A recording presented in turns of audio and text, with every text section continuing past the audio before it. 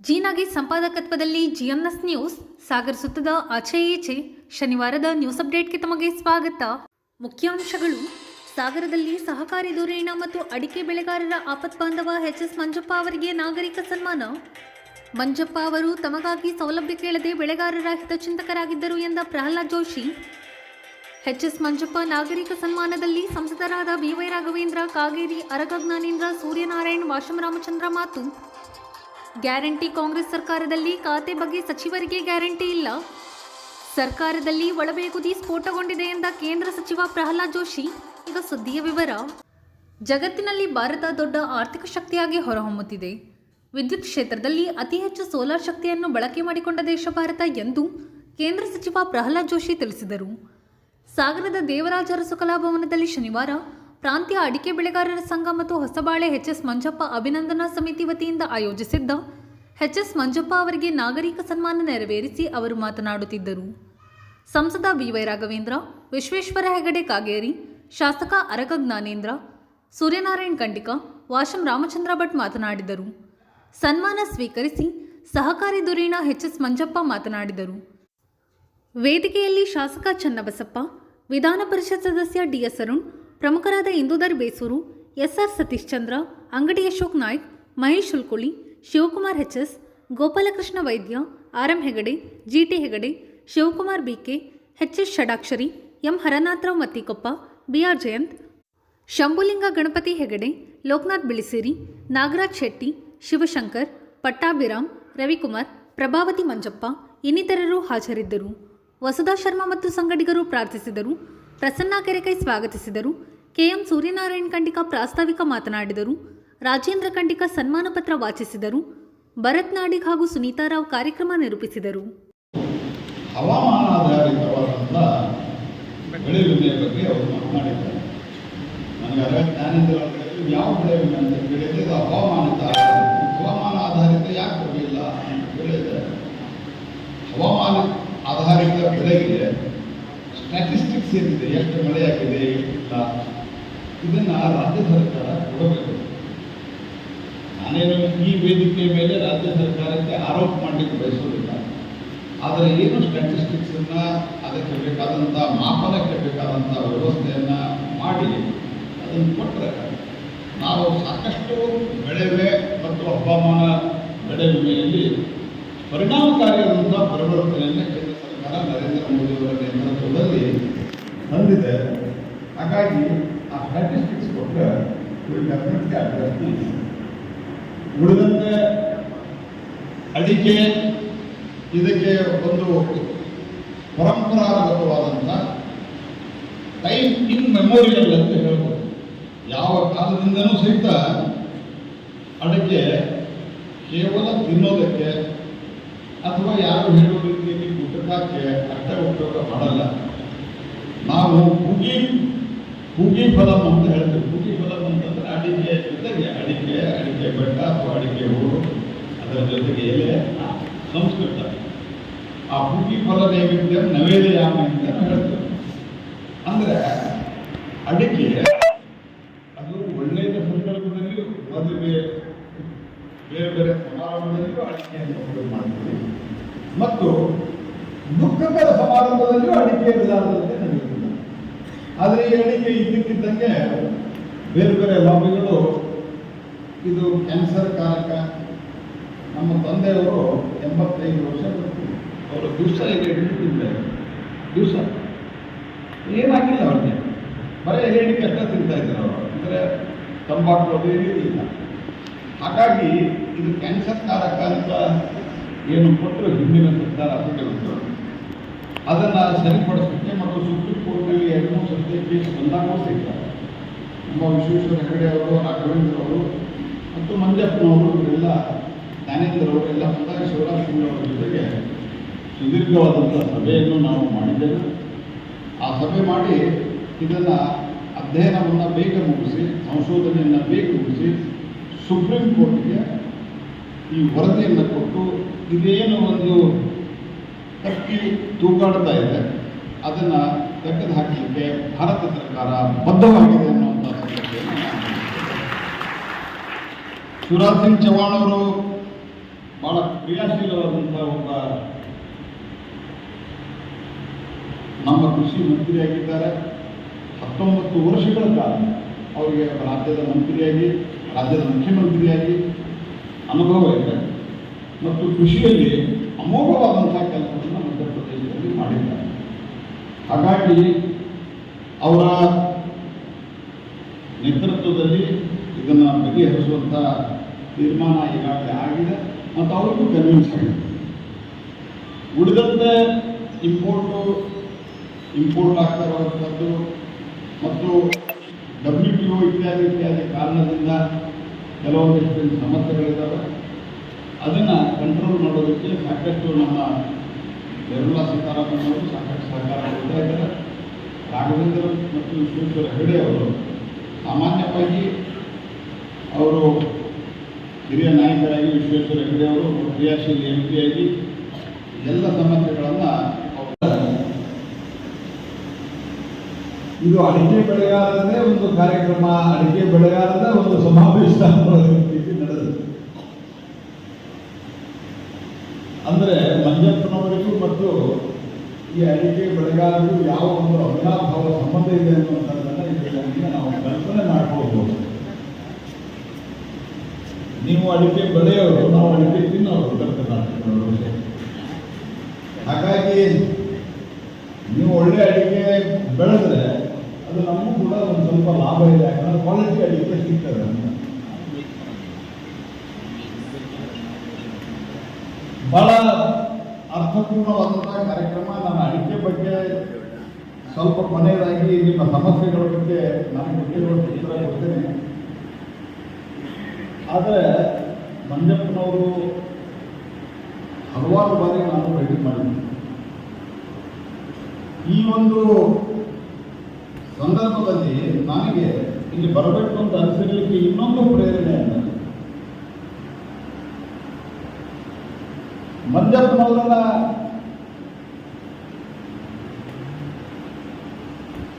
ಡೆಲ್ಲಿಯಲ್ಲಿ ನಾನು MP ಇದ್ದಾಗೂ ಭೇಟಿಯಾಗಿದ್ದೇನೆ, ನಾನು ರಾಜ್ಯದ ಅಧ್ಯಕ್ಷರಾಗೂ ಭೇಟಿಯಾಗಿದ್ದೇನೆ. ಅವಾಗ ಅನಂತಕುಮಾರ್ ಇದ್ರು, ಅನಂತಕುಮಾರ್ ಮನೆಗೂ ನಮ್ಮನ್ನು ಅವರು ಕರ್ಕೊಂಡು ಹೋಗ್ತಾ ಇದ್ರು. ಮಂಜಪ್ಪನವರು ನಾನು ಅನೇಕರ ಡೆಲ್ಲಿಗೆ ಬರ್ತಾರೆ ಕರ್ನಾಟಕದಿಂದ. ನಾನು ಸಾಮಾನ್ಯವಾಗಿ ಬಂದವರನ್ನ ಎಲ್ಲರನ್ನು ಭೇಟಿ ಮಾಡಿ. ಮಂಜಪ್ಪನವರು ಒಂದು ಸರ್ತಿನು ನನಗೆ ಏನಾದರೂ ಕೊಡಿ, ನನಗೆ ಏನಾದರೂ ಮಾಡಿರಿ ಅಂತ ಬಂದಿಲ್ಲ. ಅದು ನನಗೆ ಬಹಳ ಒಂದು ಗೌರವವಾಗಿದೆ. ಮತ್ತದು ಈಗ ಅಂತಲ್ಲ, ಈಗ ಯಾರು ವ್ಯಂಗ್ಯವಾಗಿ ಮಾತನಾಡೋರು ಮಾತನಾಡಬಹುದು, ಯಾರು ಪಾಸಿಟಿವಿಟಿ ನೋಡೋಲ್ಲ ಅವರು ಮಾತಾಡೋದು. ಅದೇನು ಬಿಟ್ಟರೆ 80 ವರ್ಷಕ್ಕೆ ಏನು ಹೇಳ್ತಾರೆ, 80 ವರ್ಷ ಅಲ್ಲ, ನಾನು MP ಆಗಿ 22 ವರ್ಷ ಆಯಿತು. ಆವಾಗಿನಿಂದಲೂ ಮಂಜಪ್ಪನವರು ಡೆಲ್ಲಿಗೆ ಬರ್ತಾ ಇದ್ದಾರೆ. ಡೆಲ್ಲಿಗೆ ಬಂದಾಗ ಸರ್ಕಾರ ಇದ್ದಾಗ ಆಯಿತು, ಸರ್ಕಾರ ಇಲ್ಲದಾಗ ಆಯಿತು, ನನಗೆ ನನ್ನ ಕುಟುಂಬಕ್ಕೆ ನಮಗೇನಾದರೂ ಮಾಡಲಿ.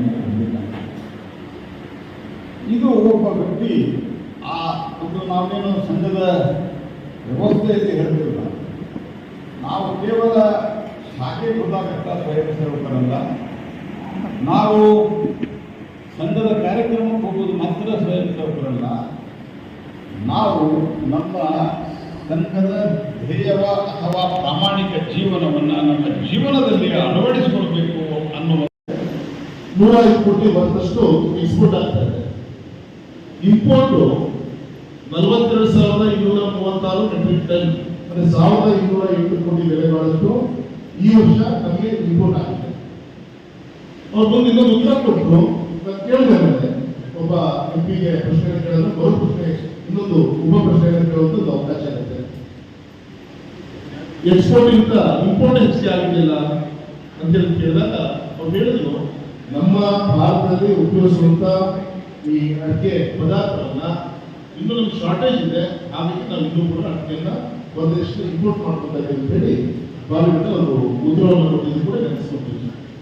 ಯಾಕೆ ನಾವು ಪ್ರಸ್ತಾಪ ಮಾಡ್ತಿದ್ದೀವಿ ಅಂದ್ರೆ, ದೇವದಯಿಂದ ಇರೋದನ್ನು ಕೃಷಿಗೆ ಸ್ವಲ್ಪ ಕೈಯನ್ನು ಹಿಡಿಯುವಂತ ಒಂದು ಬೆಳೆ ಇದು ಅಡಿಕೆ ಬೆಲೆ ಇದು ಕೂಡ ಒಂದು ವಿಚಾರ. ಗೌರವಂತ ಕಾನಂದ್ರ ಅವರು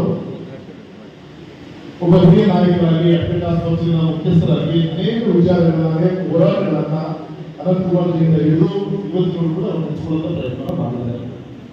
ಸಾಕಷ್ಟು ದೆಹಲಿ ಮಟ್ಟದಲ್ಲಿ ನಮ್ಮ ಪ್ರಾರಂಭಿಸುವ ನೇತೃತ್ವದ ಚರ್ಚೆಗಳು ಕೂಡ ಆಗಿದೆ.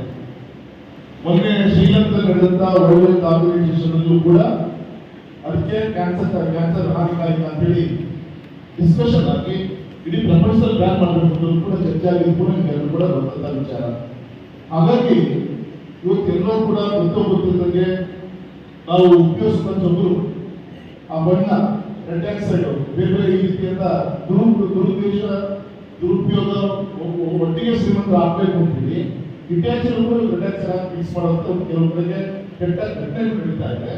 ಆ ರೀತಿಯಂತ ಯಾವುದೋ ಒಂದು ಸ್ಯಾಂಪಲ್ ಈ ವರ್ಲ್ಡ್ ಹೆಲ್ತ್ ಆರ್ಗನೈಸೇಷನ್ಗೆ ಸಂಬಂಧಪಟ್ಟಂತ ಲ್ಯಾಬ್ಗಳಿಗೆ ಸಂಬಂಧಪಟ್ಟಂತ ಸೈಂಟಿಸ್ಟ್ಗಳಿಗೆ ಸಿಕ್ತು.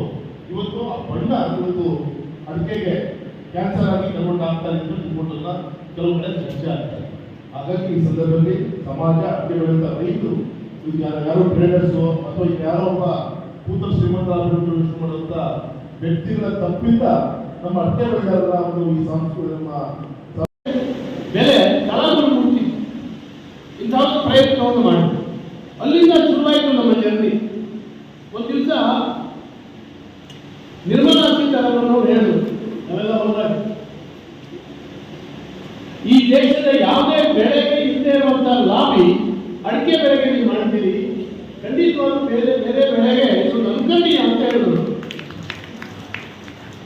ಅಡಿಕೆ ಬೆಳೆಗಾರರು ತಾವೆಲ್ಲೇ ಕೂತಿದ್ದೀವಿ, ರೇಟ್ ಬಿದ್ದು ಹೋದಾಗ ನಮ್ಮ ಮನೆ ಬರ ಸರಿ ಇಲ್ಲ, ರೇಟ್ ಮೇಲೆ ಇದ್ದಾಗ ದೇವರೇನೋ ಕೊಡ್ತ ಅನ್ನೋದು. ಖಂಡಿತ ಇವೆರಡೂ ಅಲ್ಲ. ಅಡಿಕೆ ಬೆಳೆ ಇದ್ದರೆ ಬೇರೆ ಶಕ್ತಿಗಳು ಆಟ ಆಡ್ತಾ ಇದ್ದಾರೆ. ಹೀಗಾಗಿ ಇಂಥ ಒಂದು ರಕ್ಷಣೆ ಅಡಿಕೆಗೆ ನಾವು ಕೊಟ್ಟಿದ್ದೇವೆ. ಅದರಲ್ಲೂ ಕೂಡ ಇದರಲ್ಲಿ ಬಹಳ ದೊಡ್ಡ ಪಾತ್ರವನ್ನು ಮಂಜಪ್ಪರು ವಹಿಸಿದ್ದಾರೆ ಅನ್ನುವಂಥದ್ದು ಈಗ ಹೇಳ್ತೀನಿ. ಬಹಳಷ್ಟು ಸಂಗತಿಗಳನ್ನ ಅವರು ಹೇಳಿದ್ರು. ನಮ್ಗೆ ಏನಂದ್ರೆ ಪ್ರತಿ ಸಾರಿ ಅನಂತಕುಮಾರ್ ಅವರು ಬದುಕಿರುವವರಿಗೆ ನಾವು ಬೇರೆಯವರು ಹತ್ರ ಹೋಗೋದೇ ಇಲ್ಲ. ಅನಂತಕುಮಾರ್ ಅವ್ರ ಮನೆಗೆ ಉಳಿದ ಕ್ಯಾಬಿನೆಟ್ ಸಚಿವರನ್ನು ಕರೆಸ್ತಾ ಇದ್ರು. ಅವ್ರ ಮನೇಲಿ ನಮಗೆಲ್ಲ ಇಲ್ಲಿಂದ ಹೋದ ಡೆಲಿಗೇಷನ್ ಊಟ ಹಾಕಿ ಏನೇನು ಯಾರ್ಯಾರಿಗೆ ಹಾಕಬೇಕು ನೀವು ಹೇಳಿ ಮೀಟಿಂಗ್ ಮಾಡಿಸ್ತಾ ಇದ್ರು.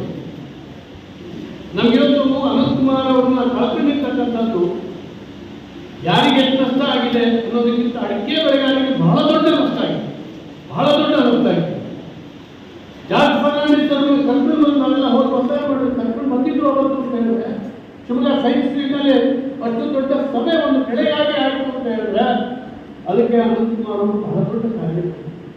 ಅದಕ್ಕೆ ಎಚ್.ಎಸ್. ಮಂಜಪ್ಪರು ಬಹಳ ದೊಡ್ಡ ಪಾತ್ರವನ್ನು ಇವತ್ತು ನಿರ್ವಹಿಸಿದ್ದಾರೆ. ನಾವು ಹೋದಾಗೆಲ್ಲ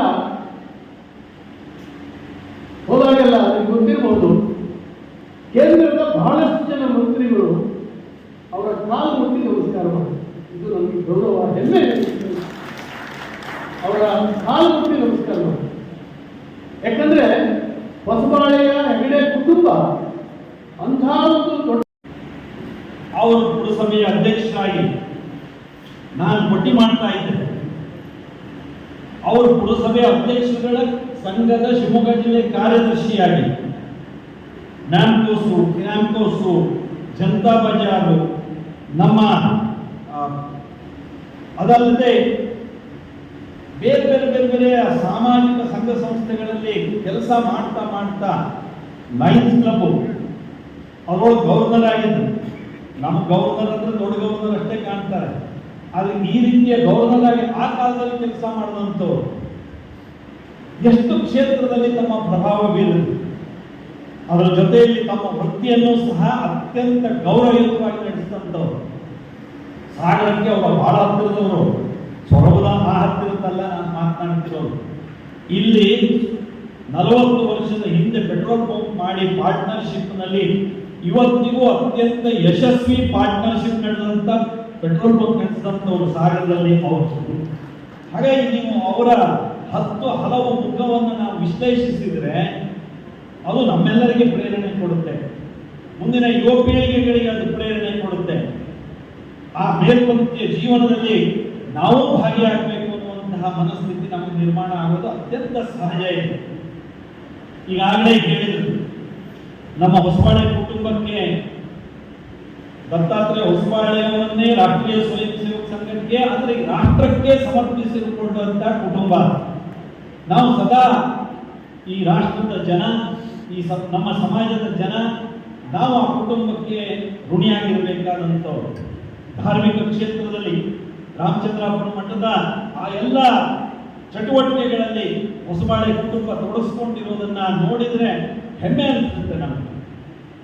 ಅವರ ಕೊಡುಗೆಯನ್ನ ನೋಡಿದರೆ ಸಂತೋಷ ಅನಿಸುತ್ತೆ. ಹೀಗೆ ಸಮಾಜದ ಹಲವು ಕ್ಷೇತ್ರದಲ್ಲಿ ಹೊಸಬಾಳೆ ಕುಟುಂಬ, ಮಂಜಪ್ಪನವರು ಆ ಕುಟುಂಬದ ಹಿನ್ನೆಲೆಯಲ್ಲಿ ತಮ್ಮ ವ್ಯಕ್ತಿತ್ವವನ್ನು ಸಮಾಜಕ್ಕೆ ತೋರಿಸಿದಂಥವರು. ಹಾಗಾಗಿ ಇವತ್ತಿನ ನಾನು ಅಡಿಕೆ ಬೆಳೆಗಾರರ ಪರವಾಗಿ ತುಂಬ ಧನ್ಯವಾದವನ್ನು ವ್ಯಕ್ತ ಮಾಡಬೇಕಾಗ್ತೀನಿ. ಎರಡನೇ ಸರ್, ಒಂದು ಸಣ್ಣ ಸಮಸ್ಯೆ ಇದೆ. ನಮ್ಮ ರಾಘವರನ್ನ 2-3 ಮೀಟಿಂಗ್ ಮಾಡಿ ಕೇಂದ್ರ ಸರ್ಕಾರ ಒಂದು ಯೋಜನೆಯನ್ನು ತಂದಿದೆ, ಅಡಿಕೆ ಬೆಳೆಗಾರರಿಗೆ ಇನ್ಸೂರೆನ್ಸ್. ಆ ಇನ್ಸೂರೆನ್ಸು ನಾವು ಕೊಟ್ಟಿರೋದು ಮುಂದಿನ 64 ರೂಪಾಯಿ, ನಮಗೆ ಕೊಟ್ಟಿರೋದು 6 ರೂಪಾಯಿ. ಕೇಂದ್ರ ಸರ್ಕಾರ 160 ರೂಪಾಯಿ ಕೊಡ್ತಾ ಇದೆ, ರಾಜ್ಯ ಸರ್ಕಾರ 160 ರೂಪಾಯಿ ಕೊಡ್ತಾ ಇದೆ. 380 ರೂಪಾಯಿ ತೆಗೆದುಕೊಂಡಿರ್ತಕ್ಕಂಥ ಇನ್ಸೂರೆನ್ಸ್ ಕಂಪ್ನಿ 6 ರೂಪಾಯಿ ಬೆಳೆಗಾರರಿಗೆ ಕೊಡ್ತಿದೆ. ಇದನ್ನು ತಕ್ಷಣ ನಾವು ರಾಘವರಿಗೆ ಹೇಳ್ತೀವಿ. ರಾಘವನವರು ಸಭೆ ಮಾಡಿದ್ರು, ಆದರೆ ಅಧಿಕಾರಿಗಳು ಇಲ್ಲಿ ತನಕ ಏನನ್ನೂ ಮಾಡಲಿಲ್ಲ. ಹಾಗಾಗಿ ನಾವು ಕೋರ್ಟಿಗೆ ಹೋಗುವ ಸಂದರ್ಭ ಇದೆ. ನಾನು ಈ ಬೆಳೆಗಾರರ ಪರವಾಗಿ ನಮ್ಮ ಈಗಾಗಲೇ ಕೆಲಸ ಮಾಡಿರ್ತಕ್ಕಂಥ ರಾಘವನವರಿಗೆ ಹಾಗೂ ಇನ್ನೊಬ್ಬ ಗೆಲ್ತರಾಗಿರ್ತಕ್ಕಂಥ ಉದ್ಯೋಗಗಳಿಗಾಗಿರುವಂಥ ನಾವು ನಿಮ್ಮ ಹತ್ರ ರಿಕ್ವೆಸ್ಟ್ ಮಾಡ್ತಾ ಇದ್ದೀವಿ. 25-26ನೇ ಸಾಲಿಗೂ ಬಂದಿಲ್ಲ, ಮಳೆ ಮಾಪನಗಳು ಯಾವುದೂ ಇನ್ನೂ ಸರಿ ಆಗಲಿಲ್ಲ. ಮತ್ತೆ ನಮ್ಮನ್ನ ಅವರು ಕುಟುಂಬಕ್ಕೆ ಕಳ್ತಾ ಇದ್ದಾರೆ ಅಧಿಕಾರಿಗಳು ಹಾಗೂ ವಿಮಾ ಕಂಪನಿಯವರು. ದಯಮಾಡಿ ಈ ಸಂದರ್ಭದಲ್ಲಿ ನೀವು ಕೆಲಸ ಮಾಡಿದ್ದೀರಿ, ತುಂಬ ಸಂತೋಷ ಇದೆ, ನಿಮಗೂ ಅಭಿನಂದನೆ ಹೇಳ್ತಾ ಇದ್ದೀನಿ. ಮತ್ತೊಮ್ಮೆ ಅಡಿಕೆ ಬೆಳೆಗಾರರ ಪರವಾಗಿ ನೀವು ಕೆಲಸವನ್ನು ಮಾಡಿಕೊಡ್ಬೇಕು ಅಂತ. ಸರ್, ಇನ್ನೊಂದು ಏನು ಅಂತಂದರೆ, ಇಲ್ಲಿ ಅಡಿಕೆ ಬೆಳೆಗಾರರ ಇರ್ತಕ್ಕಂಥ ಸಾಗರ ತಾಲೂಕಿನ ಅನುಸ್ತಾವರ ಅಂತ ಒಂದು ಇಡೀ ನಮ್ಮ ಅಡಿಕೆ ಬೆಳೆಗಾರರಲ್ಲಿ ಅದನ್ನು ಕೊಟ್ಬಿಟ್ಟಿದ್ದೀವಿ. ಇರ್ತಕ್ಕಂಥ ಪೂರ್ತಿ ಅಡಿಕೆ ಬೆಳೆಗಾರರೇ ಸಾಂಪ್ರದಾಯಿಕವಾಗಿರ್ತಕ್ಕಂಥ ಅರ್ಧ ಎಕರೆ ಇರ್ತಕ್ಕಂಥ ಅಡಿಕೆ ಬೆಳೆಗಾರ. ಹಾಗಾಗಿ ಹಿಂದೆ ಶರಾವತಿ ಮುನ್ನಡೆ ಆದಾಗ ಇನ್ನು ಪೂರ್ತಿ ಪರಿಹಾರ ಕೊಟ್ಟಿಲ್ಲ.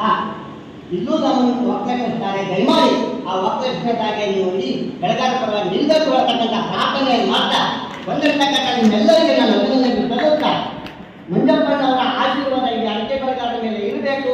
ಕೇಂದ್ರ ಸರ್ಕಾರ, ರಾಜ್ಯ ಸರ್ಕಾರದ ನಿಮ್ಮ ಅಭಿಮಾನ ಅಡಿಕೆ ಬೆಳೆಗಾರರಲ್ಲಿ 1 ಎಕರೆಗೆ ನಮ್ಮ ಈ ಮಲೆನಾಡಿನ ಭಾಗದಲ್ಲಿ, ಈ ಕರಾವಳಿಯ ಭಾಗದಲ್ಲಿ ಅಡಿಕೆ ಬೆಳೆಗಾರರು ಸ್ಮಾಲ್ ಆ್ಯಂಡ್ ಮಾರ್ಜಿನ್ ಫಾರ್ಮರ್, ಸಣ್ಣ ಮತ್ತು ಅತಿ ಸಣ್ಣ ರೈತರು, 10 ಗುಂಟೆಯಿಂದ ಅರ್ಧ ಎಕರೆ, 1 ಎಕರೆಯಿಂದ ಮಾಡುವಂಥ ಟ್ರೆಡಿಷನ್ ಬೆಳೆಗಾರ. ಅವರ ತೀರ್ಥಹಳ್ಳಿ, ಸಾಗರ, ಸ್ವಸ್ಥಾಗರ, ಸಿದ್ದಾಪುರ, ಶೃಂಗೇರಿ ಭಾಗದಲ್ಲಿ 1 ಎಕರೆಗೆ 1.5 ಕ್ವಿಂಟಲ್ 2 ಕ್ವಿಂಟಲ್ ಅಡಿಕೆ ಆಗಿದೆ ಸ್ವಾಮಿ ವರ್ಷ. ಒಂದು ಎಲೆ ಚುಚ್ಚು ರೋಗ, ಇನ್ನೊಂದು ಕೊಳೆ ರೋಗ. ಅಡಿಕೆ ಇವತ್ತಿನ ಧಾರಣೆ 80,000 ರೂಪಾಯಿ ತಗೊಂಡು ಅವನಿಗೆ ಆ್ಯಕ್ಚುಯಲ್ ಕಲ್ಟಿವೇಷನ್ಗೆ ಖರ್ಚಾಗುವ ಉಳಿದರೆ ಆ ಬೆಳೆಗಾರನಿಗೆ ಊಟಕ್ಕೆ ಒಂದು ಸ್ಥಿತಿಯಾಗಿದೆ. ತೋಟ ನೆಲಬಿಟ್ಟು ಹೋಗಿದೆ.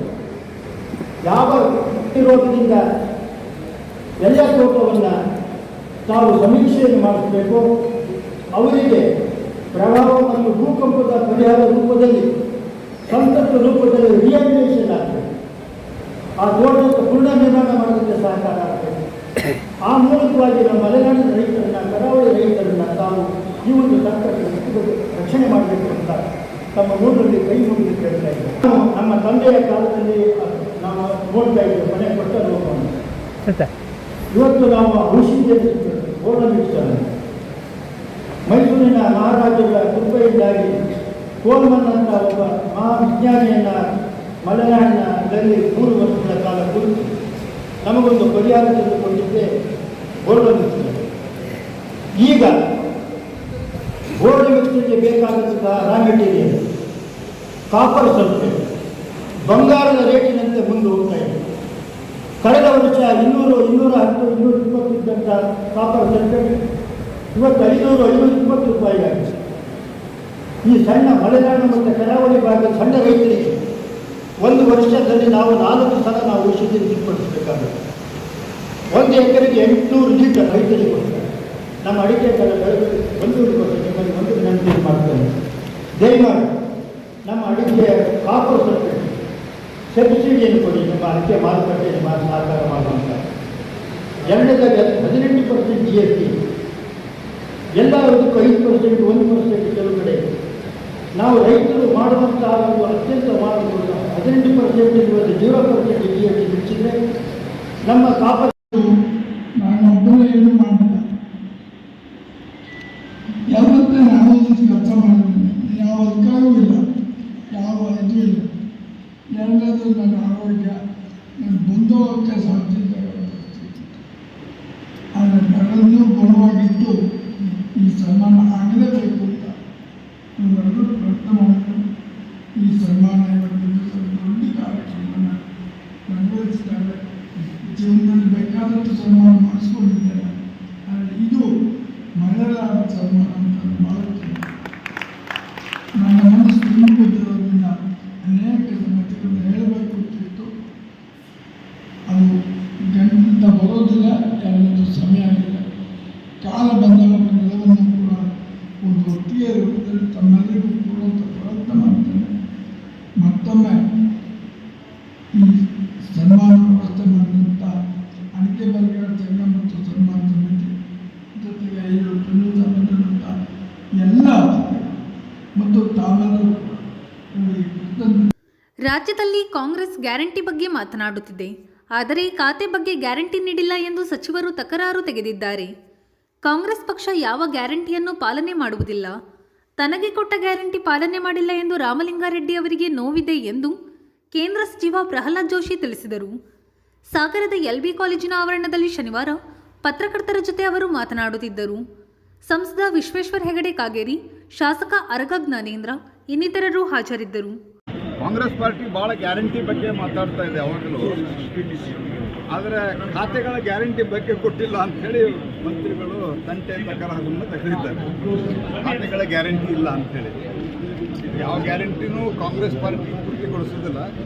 ಅದಕ್ಕೆ ಮೊದಲು ರಾಮಲಿಂಗಾರೆಡ್ಡಿ ಅವರು ಕೊಟ್ಟ ಗ್ಯಾರಂಟಿ ಅವರು ಪಾಲನೆ ಮಾಡಿಲ್ಲ ಅನ್ನುವಂಥದ್ದು ಅವರ ನೋವಿದೆ. ಅದರ ಪ್ರಶ್ನೆ ಇರೋದು, ಇದು ಕೇವಲ ಒಂದು ಖಾತೆಯ ಜಗಳ ಅಲ್ಲ. ಇದು ಕಾಂಗ್ರೆಸ್ ಪಾರ್ಟಿಯಲ್ಲಿ ಏನೊಂದು ಬೇಗುದಿ ಇದೆ, ಕಾಂಗ್ರೆಸ್ ಪಾರ್ಟಿಯಲ್ಲಿ ಏನೊಂದು ಒಳಜಗಳ ಇದೆ.